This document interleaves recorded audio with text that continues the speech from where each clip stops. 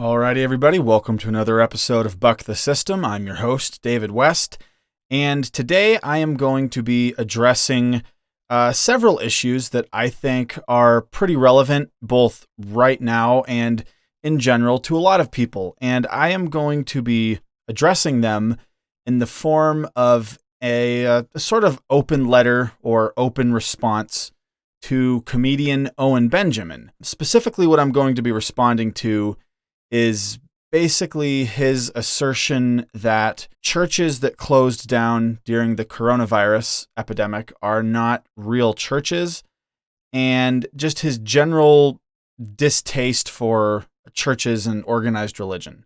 For those of you who don't know who Owen Benjamin is, he is a comedian who used to work in Hollywood. He's been in quite a few movies. He had a successful stand-up career. He was like one of the co-leads in a sitcom that ran for a couple seasons. So he's was a moderately famous Hollywood comedian who ended up getting blacklisted and basically completely leaving Hollywood several years ago after he refused to compromise on the issue of trans children. He was calling trans children child abuse, as it is, and he took a lot of flack for that. I'm a fan of Owen. I think he seems like a cool guy, and I'm just going to let you know right now that if you're in the comments ready to point out all the areas where he and I disagree, just spare me. I've listened to probably 3/4 of the episodes that he's put out over the last 2 or so years. I know where I disagree with him, and I don't really care. I like him. He seems like a guy that I could hang out with. I really relate to the fatherhood journey that he's been on. Me and him kind of became dads around the same time, and have similarly aged children, so I relate to him a lot on that front. I really like a lot of the kind of family value stuff that he promotes to his audience and that he encourages people to have children. I really admire his lack of fear and his ability to just kind of not care what critics have to say about him.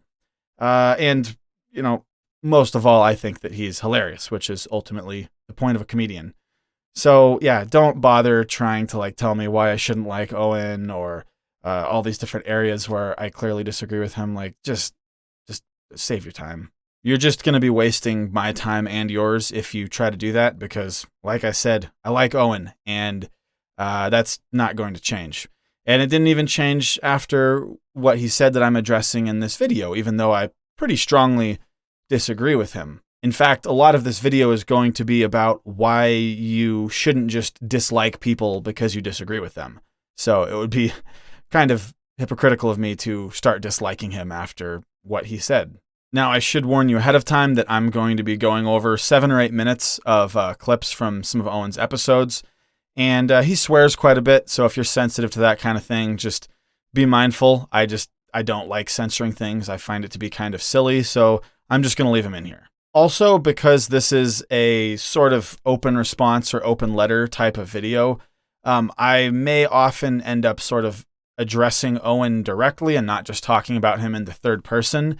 Because I do hope that he sees this. Owen, if you're watching, I would love to know what you think. I hope you enjoy it and can take the criticisms that I have here constructively. Now, just to be clear before we really get into the video, I actually do completely agree with Owen that churches should not have shut down because of COVID-19 and the coronavirus. I personally don't really think that what we see going on right now justified shutting down churches, even on a voluntary basis, let alone, as a matter of government policy. I definitely have a huge problem with the government mandating that churches shut down, and I would love to see more churches defying that.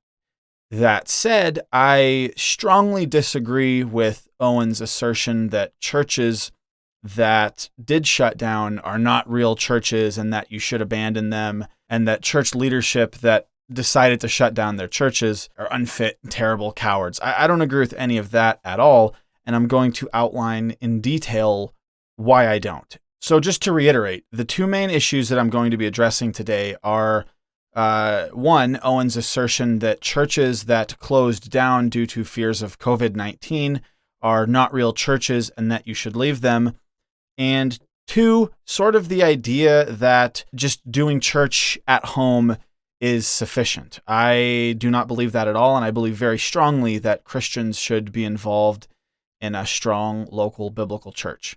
So now that I've got all that out of the way, let's get right to watching some clips and dissecting what I think is the problem here.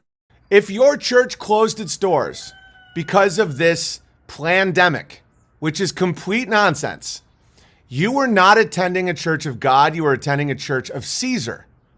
It is a tax shelter and nothing more, nothing less than the DMV. And so when a church is operating as a 503c tax shelter and they close their doors because they're ordered to by Caesar, it is not a church of God by definition. No, we're just trying to be safe. You have to allow people to worship I don't have fear of the coronavirus. None of us have fear of the coronavirus. A lot of my friends don't have fear of the coronavirus. My mother does not have fear of the coronavirus. If you close your doors to us and say we cannot worship there because of our lack of fear, you are not a church. You are not a house of God, and you have no value. You can pretend that church is a place of God. It ain't a place of God. If you close down the doors during a fucking plague, it ain't even a plague. It's a joke. But even during the darkest plagues, you keep your fucking doors open. During war, you keep your doors open. During pestilence, famine, you keep your doors open. When Joel Osteen closed his doors during the fucking Houston flood, everyone knew he was fake.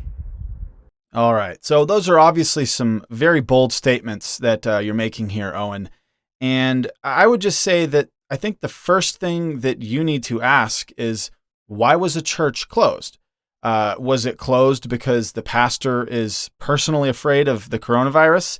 I mean, if that's the case, I would definitely have some major problems with that. Was it done out of just sort of arbitrary obedience to the government? Were they saying, oh, Romans 13, we have to obey the government? I would also have a really big problem with that if that was the only reason that they were closing their church, or even the primary reason that they were closing their church, because I do not think that Romans 13 obligates us to obey unjust authorities. As a staunch libertarian, I probably take that a lot further than most Christians. I think that any authority that bears the sword in vain is not a rightful authority when they're doing that, and we have no real obligation to obey them. And I know a lot of Christians would probably think that I take that too far, but I think basically any Christian is going to agree that if the government is asking you to do something that is unbiblical, that goes counter to your Christian beliefs, that you are under no obligation to obey them. And I would put, closing down your church right there with that. And I think that's why you think that it's so bad that they've closed down. The thing is that I don't actually think that's why most churches closed down. I think that the third possibility would be that a lot of churches closed down due to a genuine concern for members of their congregation and their community. And I don't think that that's a bad reason to close down. I know my church closed down before there was any sort of shelter-in-place mandate coming from the Oregon government. And I know a lot of other churches, very good churches around here, that closed down around the same time period, around a week and a half, 2 weeks or so before Oregon actually officially put out a shelter-in-place mandate. And even now, I'm not even completely sure if Oregon's shelter-in-place mandate would actually stop churches from meeting or not. I'm not sure. My church is led by 4 elders, and I don't know exactly what their decision process was, but they decided to close our church. Like I said, again, I disagree with that. I don't think that they should have done that, but I'm not angry at them for doing that. I know for a fact they did not do that out of personal fear or just out of blind subservience to the government.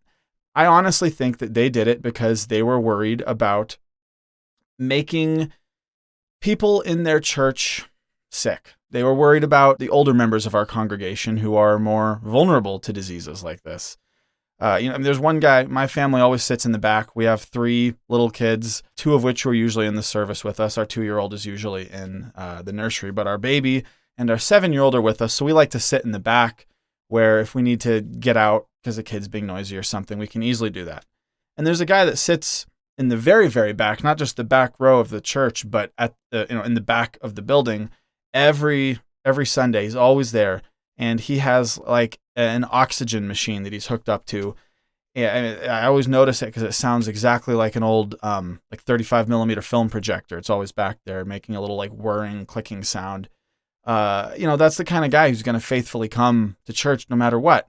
That's also the exact kind of guy you don't want to get a respiratory illness. So I understand why they'd be concerned about not getting people like that sick. And while I am not at all in the same boat as you, Owen, where I think that this is like completely a hoax, I just think that the numbers are have been grossly exaggerated, especially in the early models that really scared people into closing down. I think that it's proving to not be anywhere near as deadly a disease as people thought it was. I think it's not as I don't think it spreads nearly as easily as people initially thought it was, and I just don't think that this is a particularly bad pandemic at all. And that's why I don't think that it's justified to shut down the churches. But I'm not going to hold it against my elders that they disagreed with that and they took it as a much more serious threat. I don't think that reflects poorly on them at all. And I think that you're being very unfair to a lot of very good church leaders when you just say, oh, well, they must have closed down because they were afraid or they were scared or they just blindly obey the government. Because I've seen in a lot of people that I know that is not the case at all. The Joel Osteen example that you cite here really isn't a good one at all, because the issue there wasn't that he closed his doors during a hurricane and didn't have church. The issue there was that his church was relatively safe and dry, and people were criticizing him for not opening up the doors to let people who'd been displaced by the hurricane take shelter there. So that just really isn't comparable to the situation that we're seeing here. I mean, yeah, if Joel Osteen didn't want to get his giant, expensive church building dirty in order to help people, that's pretty bad. But I think that a more apt example here would be looking at a town where a tornado or something is about to hit. Like a tornado has just touched down, and so the pastor says, all right, guys, church is canceled. Let's just all go home and take shelter in our basements until the tornado's passed, because there's a very high probability that it will hit our church. Now, I don't think that this situation is really all that comparable to that, because I don't think that the COVID-19 pandemic is that big of a problem. But, obviously, if you think that it is a huge problem and you do think that it's likely to kill many, many, many people and hundreds of thousands of people or millions even if it goes unchecked, I can see why you would think that this situation is comparable to that. And that's why I really don't think that we should be all that bothered by church leaders shutting down their churches right now. Because even though we might think that they are misguided to shut their churches down right now, they're not doing it for any kind of like evil reason. Now, Owen, part of me really wants to give you the benefit of the doubt here and think that your views on this topic have enough nuance that you really are only referring to churches that shut down for the wrong reasons and not churches that shut down for reasons that are misguided but ultimately not evil. But it doesn't seem to be the case. I'm going to play some more clips here for you guys. And judging by these clips, Owen, it really sounds like you think that just any church that shut down, they should be persona non grata and we should completely write them off and stop attending them. My Orthodox church closed. I'm looking for another. Yeah, then get another church. I would love it if a church was great. I would love that community. And I was right. I was totally right. When we were looking at churches, now they're all closed. So I'm so glad I didn't embarrass myself by choosing a church and then having to say, oh, I was wrong. They're not a church. That was a 503c tax shelter. The Russian church is being slandered in my local news saying they have 71 cases of corona. The strongest Christian church in my area is the Orthodox Church. There's an Eastern Orthodox church that did not close and a Russian Orthodox church that did not close. At this point, they're the only church I respect in my area at all. Everyone else is a government agency, which means it isn't a church. So given what you're saying there, Owen, I think it's safe to say that you think that any church that closed down, we should automatically write off. And if I'm misconstruing what you say, I apologize. But like I said, from everything I can see, that does seem to be your opinion. I have a problem with that idea for a number of reasons. First of all, just because a church stays open, that does not in any way, shape, or form guarantee that it is a good church. Infamously, Rodney Howard-Browne, a pastor down in Florida, I believe, kept his church open and was arrested recently for it. And on one hand, I do think that that is very, very concerning from like a legal and constitutional standpoint. I think that we should be very concerned that the government is going in and doing that. And I think that we should be prepared to stand up against that kind of tyranny. At the same time, just because I don't think that the government should have gone in and arrested Rodney Howard-Browne, that doesn't mean that I think he has a good church. That guy is a heretical turd burglar. He's friends with Kenneth Copeland, that creepy, leathery-faced dude who has like private jets and stuff. He is a disgusting mega church guy who, frankly, is basically a con man getting tons and tons of money out of people. He's gotten rich off of selling people a false gospel. And frankly, there's a pretty good chance that he was just keeping his church open to generate publicity for himself and keep the cash flow coming in. And those are not commendable reasons to keep a church open. And Owen, knowing that you are someone who does ultimately have very good values, I think that you would agree that a church that stays open from a guy like that just trying to make money is far, far, far worse than a church that closed down out of misguided but genuine concern for their community and their congregation. I have primarily been a part of 4 different churches in my lifetime. As a child, I was part of Horse Creek Community Church out in the middle of nowhere in Northern California. As a teenager and into my early 20s after I got out of the Army, I was a member of First Baptist Church in Medford, Oregon. And when I realized that there was no one my age at First Baptist after I got out of the Army and moved back home, I left First Baptist and went to Rogue Valley Fellowship, where I was a member for 5 or 6 years until my wife and I decided to move to a new city, in which case we ended up becoming members of Emmanuel Baptist Church here in Klamath Falls. As far as I know, all 4 of these churches are closed right now. And I can tell you from personal experience that all the men leading these churches are good, strong, godly men who are not living in fear and did not close their churches for any sort of like nefarious reason. They did not close out of just blind subservience to the government. They did not close because they were scared that they were going to die of COVID-19. I really think that they all closed because they were genuinely concerned about spreading the virus in their congregation and to their community. And as far as I know, they're all also doing what they can to keep streaming services and stuff like that to at least provide something for people. Now, I wish they hadn't closed down the churches, and I don't think that a live streamed sermon is any sort of replacement for actually going to church and worshiping together as a local body. But these guys did not close their churches for bad reasons. You're telling us here to leave churches just because they closed down during this pandemic, and I really strongly disagree with that. I was raised to believe that leaving a church is not something you should do lightly at all. As I mentioned, I've been a part of 4 churches in my life. I left Horse Creek Community Church because my family moved 90 miles away and we started going to a different church. I joined the Army right after I graduated high school. And while I was in the Army, I went to church very faithfully, all through basic training. Once I got stationed at my unit, I kept going to church, even though, frankly, they weren't great churches there on base. You had different chaplains rotating in and out all the time.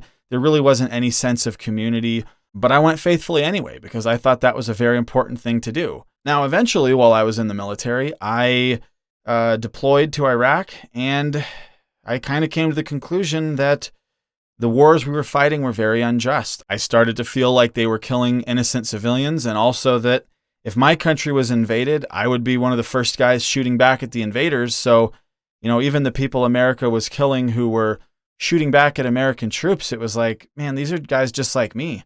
They're just defending their families. They're just shooting back. How can I support a war that would kill people like that? So eventually I grew very disenchanted with the military and ended up fighting to get out as a conscientious objector because I just didn't believe in what we were doing anymore. And even after that point, I still kept on going to church in the military. There actually did come a point, though, where I stopped going to the on-post church. I think it was like the 4th of July. They were doing a sermon about how wonderful Lincoln was and how great of a leader he was. And it seemed more like they were worshiping America than God. And I was finally like, you know what? There's no reason for me to be a part of this. I need to leave. And so I stopped going to church there. And that was a really difficult decision for me. I struggled with it for a while, but ultimately I just didn't feel like it was even a real church that I was at.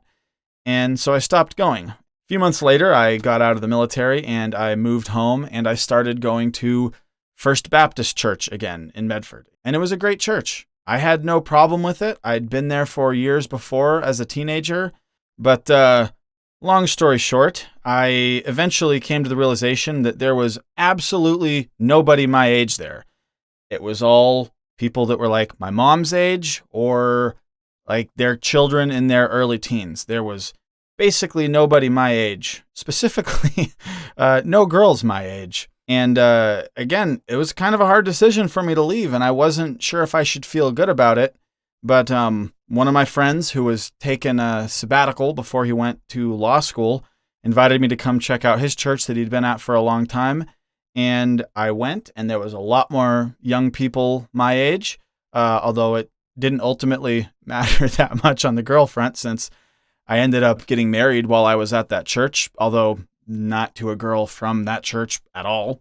And the only reason that I eventually left was because my wife and I decided to move to a town about an hour and a half away. When we first got to this town, the first church that we went to was one that my wife had really wanted to try out. And I wasn't really hot on it from the get-go, but I wanted to give it a chance for her sake.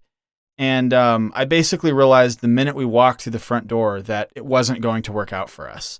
There were military flags hanging all over the foyer. There was like an Israel flag hanging up. And it just seemed like they were very into worshiping the state and the military and basically just valuing being Republicans more than they valued being Christians. I knew right then it wouldn't work out, but I wanted to give it a chance anyway and kind of let my wife come to that conclusion on her own. So we went there for 2 or 3 months. We actually had our second child while we were there. My wife was very pregnant when we'd moved. So our son, Kirk, who is now 2.5, was born while we were there. And they were very, very good to us. You know, they brought us meals. They were very kind to us after we had our baby. And so even then, when we ultimately had to make the decision to leave that church, after my wife finally said, you know what, I don't really like this place either. We really can't be here. It was hard for us. We ended up doing it because the pastor's sermons had already been pretty vapid, but then there was a day where he was basically just spending half the sermon talking about Trump and saying stuff like, if you don't like him, you can leave. And yeah, it wasn't going to work for us. We just felt like they were idolizing the state and idolizing Trump. And so that was the straw that broke the camel's back. And my wife was like, all right, let's look for another church. So I had another one in mind that I'd wanted to check out that was close to our house and that I really liked what I'd read about them on their website and their statement of faith and everything. And that evening, we went to an evening service at that church and fell in love with it. Never looked back. We've been there for over 2 years now. And it's been one of the most spiritually enriching places that I've been my entire life. So why am I telling you all that? Why am I telling you my history about going to church and how I didn't leave them except for rather extreme situations? Well, I could have found a reason to leave any of those churches at any time. I'm a pretty radical libertarian, and I think that my views are the result of consistently applying a Christian worldview to the political sphere. So should I just leave any church because the pastor isn't libertarian enough? Should I leave a church because the pastor thinks that the war on drugs is okay, even though I think that arresting someone for marijuana possession or even cocaine or meth possession is sinful? Should I leave a church because my pastor's a Republican? Should I leave a church because my pastor thinks that the war on terror is justified? No, I don't think I should leave a church for that. I think that those are very fair questions to ask, but I also think that just writing off a church entirely because you disagree with them on a few of them is absolutely the wrong course of action. I think that before you write off a church or a pastor entirely, you should ask yourself a few questions. Like, what kind of things is your pastor actually wrong on? If he's wrong about primary theological issues like the gospel or the Trinity or the divinity of Christ, I think those are very serious issues and that you should definitely leave that church and look for a new one. Now, what about secondary and tertiary theological issues like the end times, or whether or not it's okay to drink in moderation, or baptism? I think with those, you have to address them one by one and figure out what's most important to you. I'm a Baptist, so obviously I'm not going to go to a Presbyterian church that baptizes babies as my first choice. But at the same time, if I'm in a small town and every church there is not good except for the Presbyterian church, yeah, I'll go there and I'll put aside my differences on baptism to go and fellowship with believers. But when it comes to something like whether or not someone believes in a post-tribulation rapture or a pre-tribulation rapture or is an amillennialist, I'm basically never going to let that decide whether or not I'm going to go to that church. So what about moral and political issues like abortion or gay marriage or the war on terror? Well, when it comes to those, the way that I look at it is like this.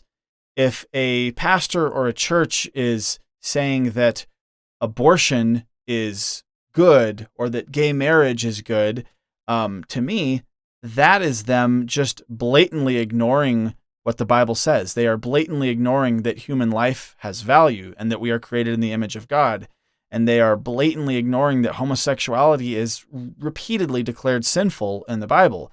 And they are proudly ignoring the Bible and promoting sin. And in that case, no, I will have nothing to do with that church, and I don't even consider them a real church. But it gets a little bit more complicated with an issue like the war on terror, because I absolutely believe that waging the war on terror is immoral. But at the same time, there's a lot of people who are wrongly supporting the war on terror, but none of their values are actually wrong. And what I mean by that is, yeah, they might be supporting the war on terror, but they think that it's a just war. They think that we are protecting the people of Iraq and Afghanistan. They think that we are liberating them from oppressors. They think that we're hunting down terrorists. That's why I joined the military, because I was raised believing all of that stuff. I realized that it was almost entirely wrong. I realized that actually we were invaders and kind of the bad guys, and that these wars were getting American soldiers and civilians and people just fighting invaders in their country killed for no good reason at all. And so I strongly disagree with them. But there is a huge difference between someone who just doesn't understand the facts of the war and so thinks that it is a justified act of defense, and someone who just ignores what the Bible says and promotes sodomy and child murder. One is someone supporting sin in error, and the other is someone supporting sin enthusiastically and praising it as good. So while there are times where a church's worship of America and their valuing of the Republican Party over Christianity will definitely drive me away from them, I have no problem going to a church where the pastor is a thoughtful, respectful Republican who, sort of supports the war on terror. I'm not going to just write that guy off immediately. The final category of disagreements that you could have with your pastor are what I would call really tough situations. A good example happened to me a couple months ago where I was at a Bible study, and the issue of whether or not it was morally justified to lie to Nazis during the Holocaust about whether or not you were hiding Jews and dissidents. And, my pastor basically said, no, you should never lie. You should just trust God and, be bold and fearless and tell the truth if you have to. And, let the chips fall where they do. And he gave the example of, I believe it was Corrie ten Boom, who her family was hiding Jews, and she was very young and she had a hard time lying. And so when some Nazis came, she said, yes, they're under the table. And the Nazis just thought she was a dumb kid and laughed at her and left. And it was kind of an example of God providing for them, even at a time where you would have thought you would have wanted to lie. And I disagree with my pastor on that. I have absolutely no problem lying to a tyrannical government to protect people, but I don't think that my pastor is bad for that. He has a very solid, logical, well thought out reason for believing the way that he believes. And frankly, because he's a pastor, I think maybe it's a good thing that he would err on the side of always being truthful. His role is to preach the gospel and be above reproach. It's really not a bad thing that he would want to err on the side of telling the truth there. I, on the other hand, am someone whose role in the world is clearly much more along the lines of being a freedom fighter and resisting the government, so obviously I'm going to have a little bit different reaction to that, and I'm going to think about issues like that differently. I don't think that's a bad thing. I don't really think either of us is all that wrong. I think that there's a very real debate to be had there, and that is definitely not something that you should break fellowship with somebody over. And I think that this final category that I've outlined is where disagreements over this pandemic would fall. These are by far the least important kinds of disagreements. And Owen, I actually think that you completely agree with me here, given what you've said both in this episode and the previous one. I think that you're just not applying it consistently. These are the people that I see as good, even though they are riddled with fear. The ones that are scared they're going to give it to people. I know people like that, and they still are beautiful souls in my book. Where I know people that are like, I can't be around people I don't want to kill anyone because it's guilt. I used to be like that. I used to feel that way about stuff. It's like if you don't want to pass on death to people, that's still moral. It's just completely wrong. Here's the thing. If somebody believes in nonsense, but their life is fruitful and they're, enjoying themselves and they have good friends and stuff, and you're just in your room like, why won't people wake up to Sandy hoax? They're right. Owen, I really think that a great many church leaders who closed their churches during the coronavirus pandemic fall into that first category of people who are just worried about giving it to other people. And like you said there, you still think that those are beautiful souls and good people. So that's why I'm a little confused why you would just completely act like their churches are terrible and they aren't really Christians. Especially because a lot of these guys have kids and wives that love them and they lead good lives and they're just generally great people. So they would definitely fall in that second category that you kind of outlined there of people who maybe believe in some nonsense, but they're good people and they're living a good life. And so, yeah, you know what? They're right. They don't have to just believe everything that you do. I think about that all the time. I think that there are a lot of church leaders who, in many ways, when it comes to political issues and stuff, I'm much more right than they are, and my political views are a lot more biblical than theirs are. But honestly, they're probably more often than not leading better lives than me and better men than me. I don't have a church. I've been doing it at home. But just know that your church is not a church if they close their doors because the state told them they could not worship anymore. Give Caesar Caesar's only if it doesn't cross your ability to be Christian. I don't go to church because I don't have a church. I don't like churches in America. Most of them are cucked.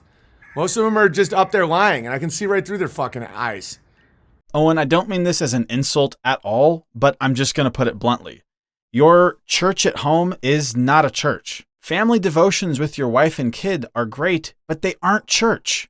Looking at the New Testament, it becomes very clear that there are several things that are required for a group of believers meeting to be an actual biblical church, and not just a handful of believers meeting, which is great, but not necessarily a church. To be an actual biblical church, you need to be observing the Lord's Supper, aka communion. You need to be baptizing believers, and there needs to be a qualified elder or pastor on hand. And Owen, you are not qualified to be an elder. Please, do not take that as some kind of insult. I don't think that I'm qualified to be an elder either. In fact, I think that for the most part, you and I would be unqualified for most of the same reasons. There are qualifications for the office of elder laid out in the Bible in 1 Timothy 3:1-7 and Titus 1:6-9. And I'm just going to read the 1 Timothy qualifications right now and go through those and talk about what they mean. This is a true saying. If a man desire the office of a bishop, he desireth a good work. A bishop then must be blameless, the husband of one wife, vigilant, sober, of good behavior, given to hospitality, apt to teach, not given to wine, no striker, not greedy of filthy lucre, but patient, not a brawler, not covetous, one that ruleth well his own house, having his children in subjection with all gravity.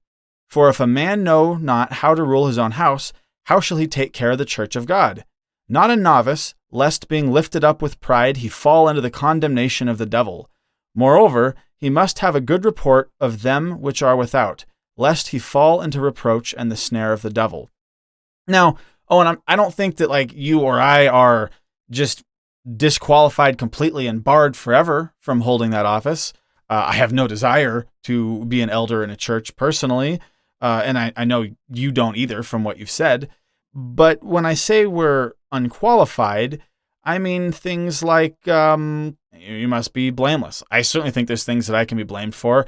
I can be a dick, and I can have a bit of a temper, and I can be overly intense, and I can snap at people and be mean or rude. I definitely think that I could work on being patient more. That's one of the things listed there. I actually don't really think that this one would apply to me so much because I've been a Christian for a long time, and I do have a fair bit of Bible learning. But verse 6 here, not a novice, lest being filled up with pride he fall into the condemnation of the devil. I mean, Owen, you are definitely a novice Christian. That's just a fact. I've loved watching your spiritual journey as you've gone from someone who is seemingly completely non-religious to now calling yourself a Christian. I love that. I love watching that. I think that I see a lot of evidence of saving faith in your life, so I really have no reason to doubt your profession of faith and to doubt that you are a Christian. But you're definitely a novice. It's been what, a year and a half, maybe 2 years since you started calling yourself a Christian, if that? Have you read the Bible cover to cover? Have you read it cover to cover multiple times? There's nothing wrong with having not done those things, but you're a novice. It really isn't a bad thing to not be qualified. I mean, look at King David. He was the man after God's own heart, and yet when he wanted to build the temple, God basically told him that he was unqualified.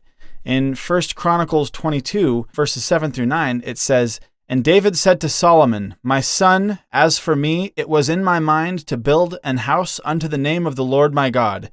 But the word of the Lord came to me, saying, Thou hast shed blood abundantly, and hast made great wars.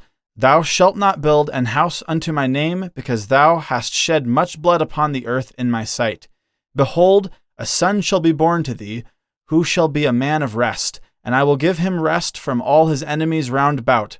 For his name shall be Solomon, and I will give peace and quietness unto Israel in his days." So David's son, Solomon, ended up being qualified to build the temple because he was peaceful, and David wasn't because he was a man of war. Was it a bad thing that David was a man of war? No. By all accounts, David was a better man than Solomon. David was called a man after God's own heart. Solomon spent a lot of his life not living right. Now, obviously, that's not the exact same situation that we're talking about here. I just wanted to share it because I don't want you to think that I'm saying it's some bad thing that you are not qualified to be an elder. You're definitely qualified to teach your children about the Bible and to raise them up to serve the Lord, and that's something that you should be doing, and I think it's great that you're doing that at home. But it just isn't church because you're not an elder, and because you're not qualified to lead a church, definitionally, what you are doing at home cannot be church. Of course, there are house churches mentioned in the New Testament, but they're not just a guy and his family. They were doing communion. They were doing baptisms. They had a qualified elder leading them. I'm not saying that there can't ever be home churches. Obviously, it doesn't really matter what building you do in churches. There's churches that meet in strip malls. There's churches that meet in schools. And yeah, in a lot of places in the world, like in oppressive regimes like China, there are churches that meet in homes, but they still need to be doing communion and baptizing believers, and they need to have a qualified elder. So just doing a little Bible study at home with your kids is not a replacement for church. In my personal experience, home churches are usually an excuse that people use to either just not go to church or to be unjustifiably quick to break fellowship with other believers. There are tons and tons of verses in the Bible that support the idea that we should all go to a real local church. And I'm just going to share a few of those with you now. Hebrews 10:23 through 25. "Let us hold fast the profession of our faith without wavering, for he is faithful that he promised. And let us consider one another to provoke unto love and to good works, not forsaking the assembling of ourselves together, as the manner of some is, but exhorting one another, and so much the more as ye see the day approaching. This is probably the most famous verse in the Bible about going to church, and it's easy to see why. Not forsaking the assembling of ourselves together, as the manner of some is pretty clear. You should have a church. You should gather together with other believers. And if you're just doing a home church, you're not doing that. When you just do home church, you're one of the people being referred to here when it says, as the manner of some is. Proverbs 27:17. Iron sharpeneth iron, so a man sharpeneth the countenance of his friend. That one isn't directly about church per se, but I think it definitely tells us that we should be around other believers. Don't you want to be around other believers? Don't you want to be forging friendships with other people who share your beliefs and your values, who can sharpen you the way that iron sharpens iron, who can help you grow and develop spiritually, who can help you serve your Lord better? I love that about church. I'm a very extroverted person, so having friends at church is very important to me, and I think that you would really enjoy it too, Owen. You got to give it a try. James 5:16. Confess your faults to one another, and pray for one another, that ye may be healed. The effectual fervent prayer of a righteous man availeth much. Again, this is clearly saying that we should be fellowshipping with other believers. And if you aren't a part of an actual local church where you guys are living life together and keeping each other accountable and being there for each other and worshiping God as a corporate body, I don't think you're really getting that. Hebrews 13:17. Obey them that have the rule over you, and submit yourselves, for they watch for your souls, as they that must give account, that they may do it with joy and not with grief, for that is unprofitable for you. So this here is talking about your pastors, your elders, your spiritual leaders in your church. It says, obey them that have the rule over you and submit yourselves. It is good to submit yourself to the leadership of a local church. When you're just doing home church, you're not submitting to that. And trust me, I'm a hyper-assertive kind of guy whose impulse is to never bend the knee to anybody. But it's good to have church leaders to submit to and to learn from. And I promise you, you would benefit from it. Now, since one of the main reasons that people always give for not going to church is that they just can't find one that they agree with enough, or that there's always something wrong with the churches they try out, let me show you some verses that demonstrate that we should have unity with believers with whom we disagree with. Now, obviously, these are not to say that there's never times to break fellowship. If someone's preaching the wrong gospel, that's obviously something that we should not tolerate. But these verses should pretty clearly outline that there are times where we can have disagreements, maybe even seemingly serious disagreements, and yet we should strive to remain in unity and not break fellowship with each other. Romans 14 is one of the best passages in the entire Bible on this issue, but it's pretty long, so I'm not going to read the whole thing. But Owen, I really recommend that you go and pull out Romans 14 in your Bible and read it. I think it will be very interesting for you. And allow me just to read the first couple verses here. Him that is weak in the faith receive ye, but not to doubtful disputations. For one believeth that he may eat all things, another, who is weak, eateth herbs. Let not him that eateth despise him that eateth not, and let not him which eateth not judge him that eateth, for God hath received him. Who art thou that judgest another man's servant? To his own master he standeth or falleth. Yea, he shall be holden up, for God is able to make him stand. The first few verses of Romans 14 are laying out a situation where there's one believer who is strong, who recognizes that he can eat meat and all sorts of foods, and another believer who is weak, who eats only herbs. And it's saying that you should receive the person who is weak. You should have fellowship with him. You shouldn't just, cast him out or break fellowship with him. You should be willing to get along with him, and you should be willing to put your differences aside. I think that is very, very applicable here in this coronavirus situation.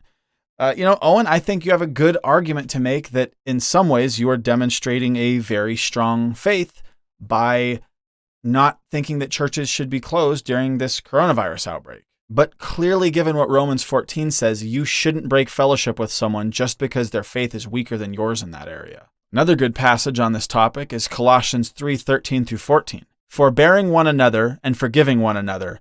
If any man have a quarrel against any, even as Christ forgave you, so also do ye. And above all these things put on charity, which is the bond of perfectness. Now, of course, this is talking about forgiveness in general, but it's pretty unforgiving to just say, oh, nope, you did one thing I disagree with, so now I can't go to your church anymore. Now I'll break fellowship with you. Now this isn't a real church and I'm going to leave it. You can't do that. You need to be more willing to forgive people, especially your brothers in Christ.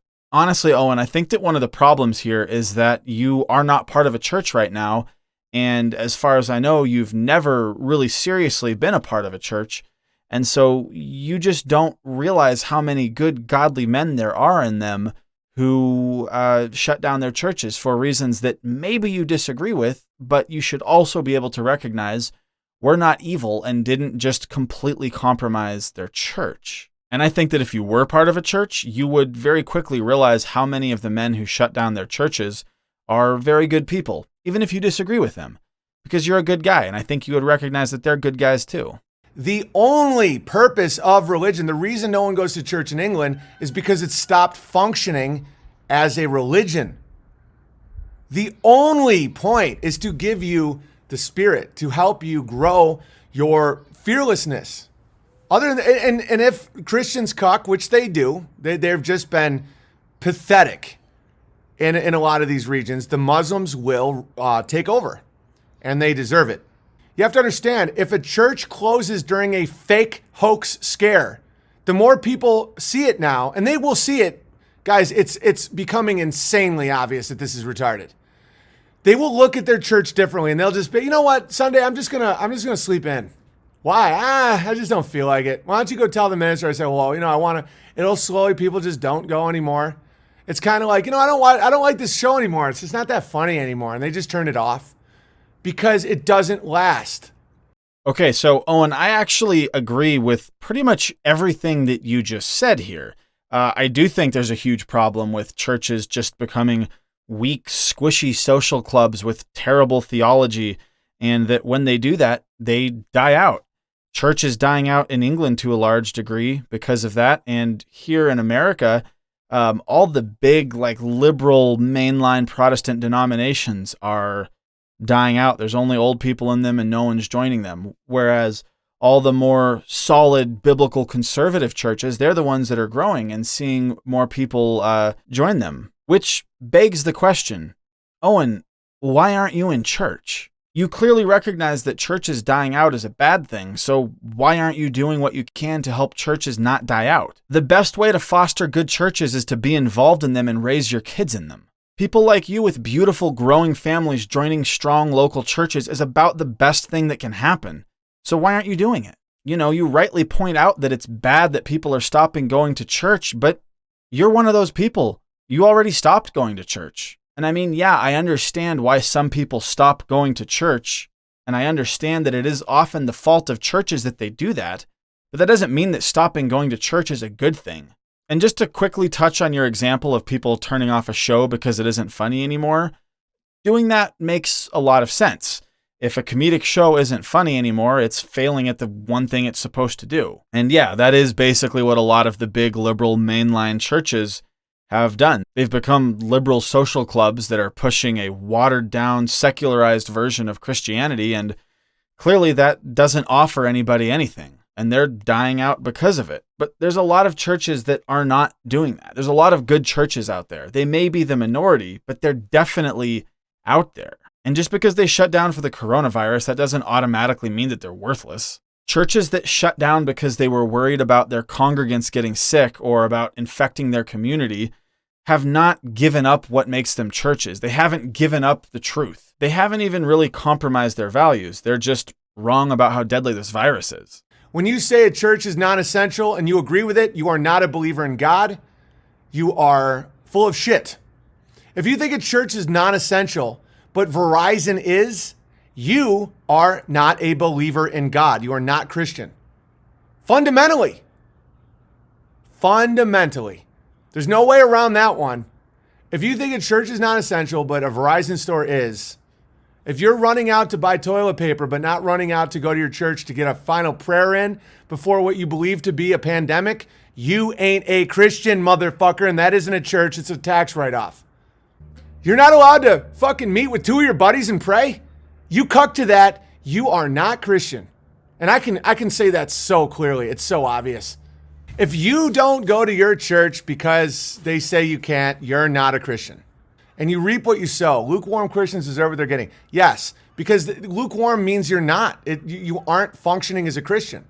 You're functioning as an atheist secularist, using the word Christian that you did not earn at all with your actions to hide. What would you say about a church that closed but meets up in small groups? It's not a church. There's still Christians participating, but a church that closes its doors because Caesar tells it to is not a church. You have to start another church. I know this is going to piss a lot of people off. That's fine. You'll see. You'll see. I was with you. They're still Christians. It's just the physical structure of that church is not a church. It's a DMV.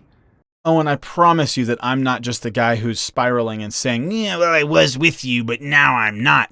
I still love you, and I'm still going to watch you.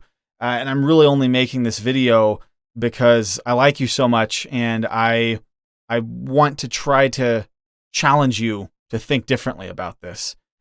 But you don't go to church. That in and of itself is a tacit endorsement of the idea that church is not essential. I don't think that you mean it this way, but what you're saying here is very theologically concerning.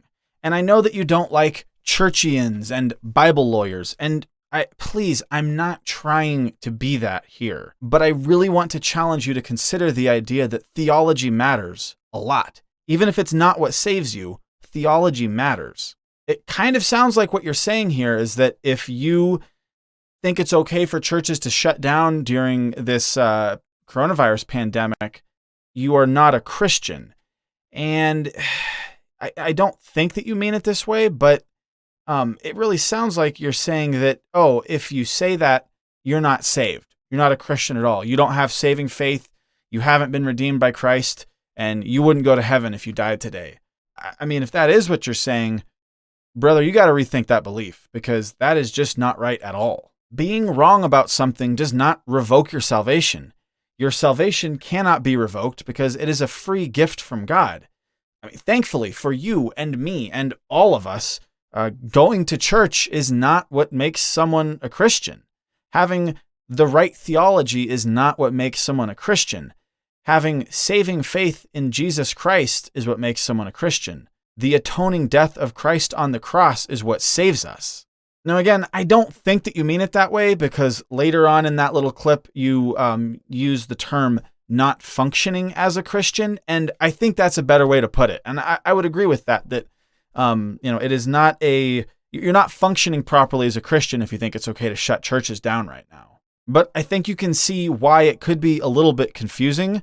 So I would just really encourage you to, define terms and be careful with how you use them.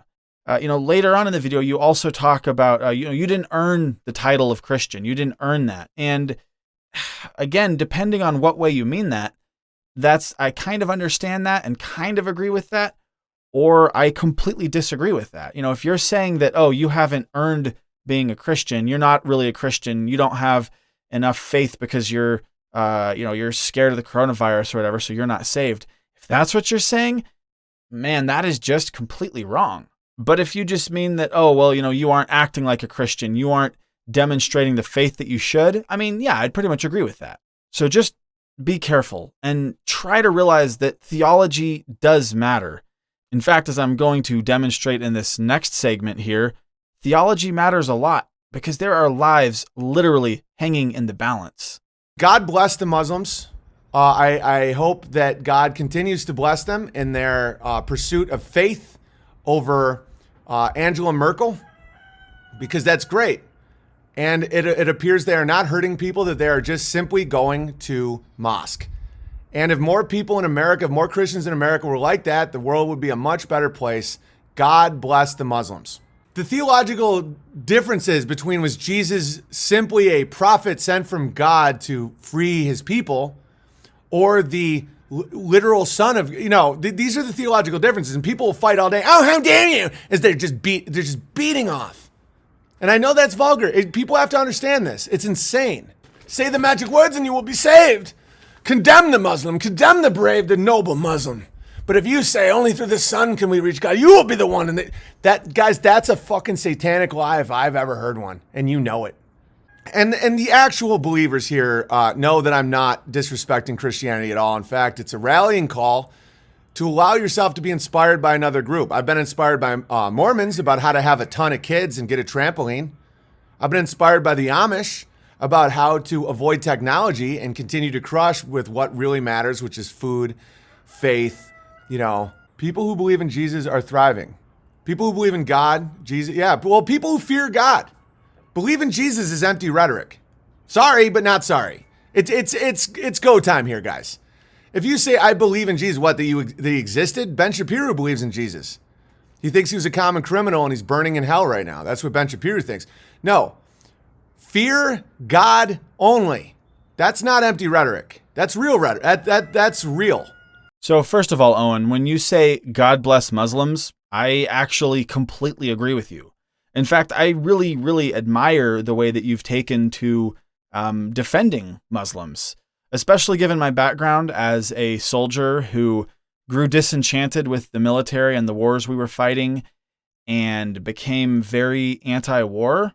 I hate the way that a lot of conservatives and people on the right demonize Muslims. I've seen a lot of Muslims who were wonderful people, and I want nothing but the best for them. I want God to bless them, and I want God to draw them to himself and save them.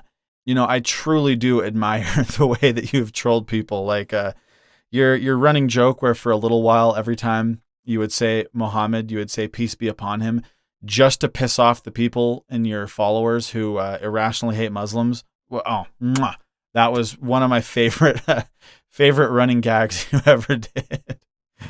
That said, the theological differences between whether Jesus was just a prophet or the Son of God absolutely do matter. They matter a lot. Not believing in the divinity of Christ is a huge theological difference and a real problem that we shouldn't just blow off. Romans 10:8-10 reads, "The word is nigh thee, even in thy mouth and in thy heart. That is, the word of faith which we preach, that if thou shalt confess with thy mouth the Lord Jesus, and shalt believe in thine heart that God hath raised him from the dead, thou shalt be saved. For with the heart man believeth unto righteousness, and with the mouth confession is made unto salvation." It is very, very clear from this passage and many others like it in the New Testament that you must believe in the resurrection of Jesus Christ to be saved. And sure, Muslims believe that Jesus was a prophet and show, I guess, some level of respect for him in that way, but Muslims do not believe that Jesus was crucified or that he was resurrected, and that's actually pretty disrespectful to Christ. It's disrespectful not to view Christ as the Son of God. Of course, that doesn't mean that we should hate Muslims, but in fact, if we love Muslims, and I think that you do love Muslims and you do have a heart for Muslims, we need to evangelize them. We need to treat them as people who need to be evangelized, because sharing the gospel is loving. Failing to share the gospel with a hell-bound sinner is not loving. It is hateful. There is a sense where a Muslim's respect and devotion for God is admirable. They've clearly looked outside and recognized, as it says in Romans 1, that there is a God and he created the universe, but that's not enough to save them. And yeah, when you look at the beliefs of a guy like Ben Shapiro, who believes that Jesus was just a common criminal who's now burning in hell, I think it's safe to say that that could very well be evidence of a hardened heart. I hope that Ben Shapiro eventually accepts the gospel and that Christ draws him to him and saves him. But, frankly, I probably think that it's a lot more likely that that would happen for a lot of Muslims than for someone like Ben Shapiro. But the fact that a lot of Muslims may be more receptive to the gospel than Ben Shapiro would be doesn't mean that they're saved. People can, of course, be totally wrong about a lot of theological issues and still be saved. But for their own sake, at some point, when people's beliefs diverge too much from Christianity, you need to consider them an unbeliever and try to get them saved because you care about them and you don't want them to end up in hell. I disagree very strongly with Catholicism. I do not think that they preach the proper gospel. At the same time, they do believe in the Trinity. They do believe in the divinity of Christ. They do believe that Christ died for our sins and that he is what saves you.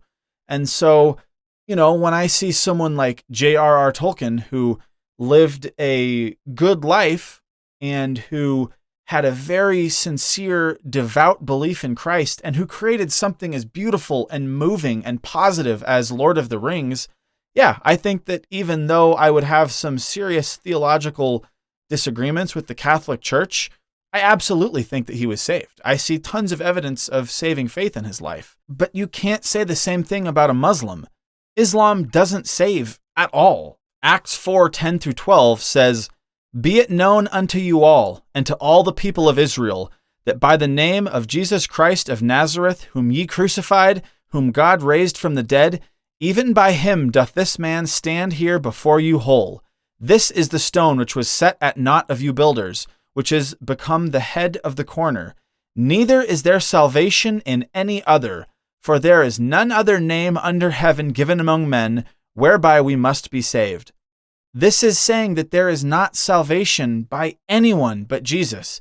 There is no other name under heaven that can save you except for Jesus. And yeah, you might say, well, Muslims believe in Jesus. They believe that Jesus was a prophet. They don't hate Jesus. They don't just disrespect him the way that someone like Ben Shapiro does. But as I'm about to show you, and as you actually say later in this clip, that isn't enough. 2 Corinthians 11:3-4 says, "But I fear lest by any means, as the serpent beguiled Eve through his subtlety, so your minds should be corrupted from the simplicity that is in Christ. For if he that cometh preacheth another Jesus, whom we have not preached, or if ye receive another spirit which ye have not received, or another gospel which ye have not accepted, ye might well bear with him." Another Jesus, another Christ. That right there says that just because someone says the name Jesus, that doesn't automatically mean that they're saved and that they're preaching the right gospel. There are many, many, many different versions of Jesus out there who are not the Jesus of the Bible, who was crucified and rose again 3 days later to pay the penalty for our sins. The Jesus of Islam is not the Jesus of the Bible who died for your sins. They don't even believe that he was crucified, let alone that he rose again. And that obviously makes the Jesus of Islam another Jesus, another Christ. And again, I don't hate Muslims. I actually really, really like a lot of Muslims. One of my personal heroes is a guy named Ahmed Shah Massoud, the Lion of the Panjshir. He was an Afghan freedom fighter who battled invading Russian communists and helped drive them out of the country. And I really hope that he was saved somehow. Like, some of his feats were just crazy. I mean, he evacuated like 30,000 or 60,000 people from the Panjshir Valley at one point and saved them before the Russians came in and bombed them. After he helped drive the communist invaders out of Afghanistan, he fought the Taliban and fought for freedom in Afghanistan. He had a very sort of like Christian westernized view of freedom. He treated women well. He battled the Taliban. He was assassinated like 2 days before 9/11 because, it seems like someone who was involved thought that he would hunt down the people responsible for it because he was a freaking badass. He had like 6 kids, and his wife wrote a book about what a wonderful father and husband he was after he died. The dude was an absolute legend, and I would love it if he somehow made it into heaven. But if I'd known him when he was alive, I wouldn't have just acted like, you're a good man, so you'll probably get to heaven. No, because that's not how it works. I would have tried to evangelize him. I would have tried to share the gospel with him. And while I, of course, as a human, hope that I will see him in eternity someday, if I don't, you know what? I know that the God of the Bible is just, and I know that wherever he ended up, that is justice. Now, moving on, when you say that the actual believers know I'm not disrespecting Christianity, I believe that that is not your intent. And please, I know I'm getting fairly passionate here, but I'm not like personally offended by this. I'm not pissed off by this. Owen, I'm going to keep watching you. I'm really only doing this for your sake because I hope that you'll hear what I have to say and consider it. And while I don't think that you're trying to disrespect Christianity, I do think that you have disrespected a lot of Christians and a lot of very strong, godly men who are pastors whose churches are shut down right now. Men who have been fighting a lot of the fights that you're fighting now a whole lot longer than you've been fighting them. Men who for 10, 15, 20, 30 years have been fighting against secularism and sodomy and all these different awful things. Men who are brave, men who are courageous, men who've made real sacrifices for their faith, men who have been persecuted by the government. And to say that, oh, they did one thing that you disagree with, and so now their church is fake and they're not a Christian, I do think that's kind of disrespectful. And I think that you should reconsider that. I don't think you've personally insulted me because I actually agree with you that none of these churches should be closed. But for your own sake, I think you should reconsider this, man. Another part here that I actually do very much agree with you is when you say that believe in Jesus is just empty rhetoric. Amen. You know, as I outlined earlier, if people believe in Jesus, but the Jesus that they're worshiping is clearly another Jesus, that doesn't mean anything. That's not going to save them. You know, if you're the person who's out there like, oh yeah, I believe in Jesus, but your version of Jesus was pro-LGBT and pro-abortion and, supports every other liberal thing and doesn't believe that God made them male and female, guess what? You're not a Christian because you're not following the real Jesus. Kind of going back to what I said earlier, I think that, they believe in Jesus, so maybe they're good, is kind of what you're applying to Muslims. And I know that most of the time you're just saying that you respect Muslims and not that you think they're saved, but I do think that you kind of came dangerously close to saying that here. So be careful about that. For the sake of all the good Muslims out there who we want to see someday in glory, don't tell them that their Islamic faith is going to save them. Be sharing the gospel with them. Be telling them about the real Jesus and how much greater and more powerful he is than their prophet Jesus. Because genuinely fearing God, but serving a God who isn't the one true God of the Bible is not evidence of saving faith. And when you promote the idea that Islam can also save people, what you're doing really isn't all that different from the theological liberalism that is destroying churches in places like England and making them valueless liberal social clubs instead of churches that teach truth. Politically, you're about as different as it gets from those places, but when you promote the idea that Islam is just another path to salvation, frankly, you're not all that different than they are theologically. You're essentially promoting the same ideas.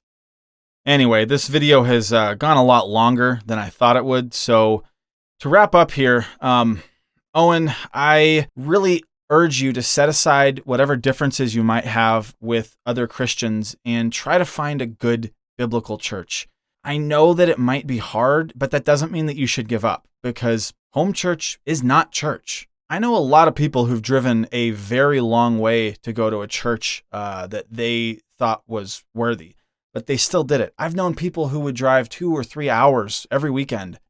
I think you can find a good church a lot closer than that, personally. I think that most people in America would be very, very, very hard-pressed to not be able to find a good church, 30 minutes or an hour away. I happen to be very blessed because I go to an awesome church that's, 2 or 3 minutes away. But there's no reason where you are, given the population around you, that you shouldn't be able to find a good church 30, 40 minutes away. And I promise you that being a part of a good, godly, biblical church will enrich your life in every way. It will help you grow your faith. It will help you become a better man and a better father. It will help your kids and your wife. And honestly, becoming a better man and a father and strengthening your family is only going to help your mission to reach young men who are looking for truth in this crazy world. So keep on being hilarious, and please consider what I've said today. And honestly, if you want to talk about this issue or you'd want to bring me on your show and discuss it, or even if you just, would want some pointers on how to find a good church, I would be more than happy to help you out. I know you have inspired me quite a bit in my life. I admire a lot of the things that you have done, and I really admire the things that you are teaching to your audience. So I just want to try to help you, keep growing and becoming a better Christian and man.